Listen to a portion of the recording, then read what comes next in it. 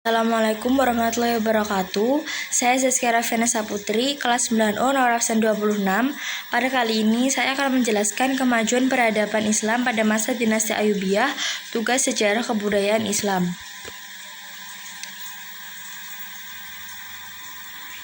Kemajuan peradaban Islam pada masa dinasti Ayyubiyah di bidang pendidikan. Kemajuan pada masa dinasti Ayyubiyah diantaranya menjadikan Damaskus dan Kairo menjadi kota pendidikan. Dinasti Ayyubiyah mendirikan madrasah-madrasah di Damaskus yang fokus kepada mempelajari hadis. Madrasah-madrasah ini menjadi bagian dari masjid atau bisa dikatakan masjid yang secara umum digunakan sebagai madrasah. Model pendidikan madrasah ini mengikuti model pendidikan madrasah Nizamiyah di Baghdad.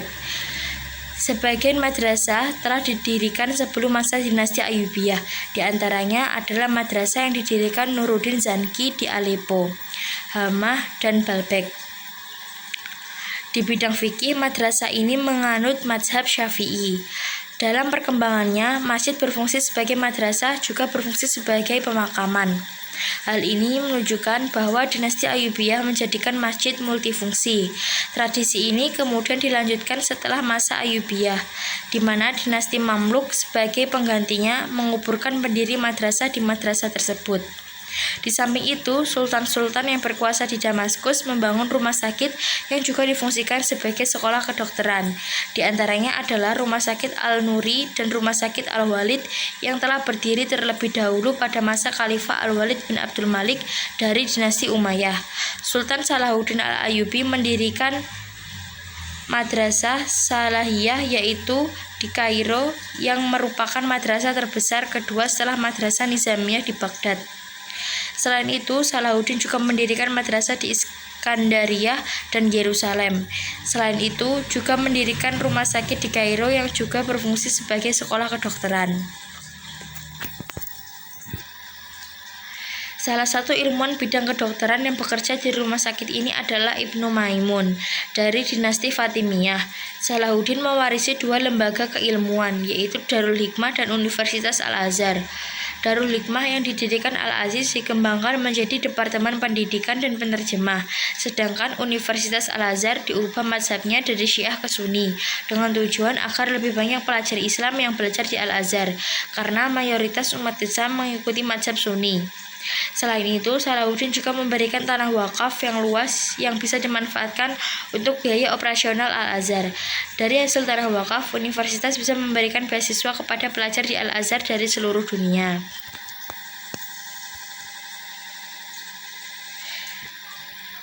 Kedua, kemajuan peradaban Islam pada masa dinasti Ayyubiyah di bidang militer dan pertahanan. Dinasti Ayyubiyah memiliki kekuatan militer yang terkenal sangat tangguh. Pasukannya diperkuat oleh pasukan dari bangsa barbar, Turki, dan Afrika.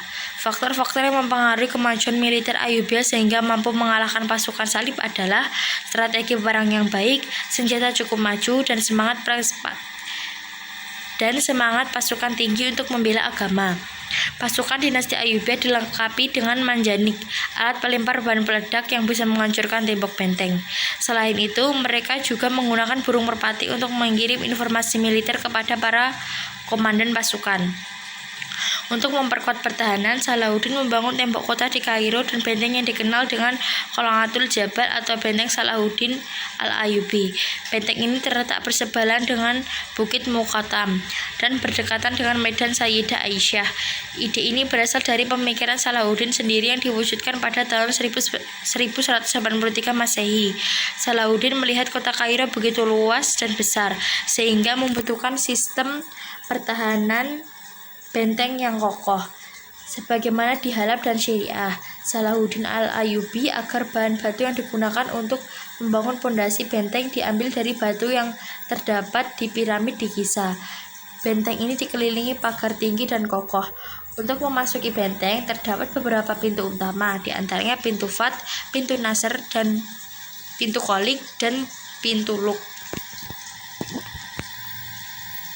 Terdapat pula saluran air yang berasal dari Sungai Nil, yang pada masa itu menjadi bekal minum para tentara. Pada zaman kerajaan Utsmaniyah, benteng ini mengalami perluasan. Di bagian terletak Di bagian utara terletak Masjid Muhammad Ali Pasha yang terbuat dari marmer dan granit. Benteng ini di dalamnya dilengkapi museum yang menyimpan benda-benda bersejarah seperti perhiasan-perhiasan raja-raja Mesir dan surat Nabi Muhammad kepada Raja Mesir. Tahun 1171 Masehi, Salahuddin membangun benteng di perbatasan Mesir yang disebut Benteng Taba, yang berfungsi melindungi Mesir dari serangan tentara salib dari Eropa.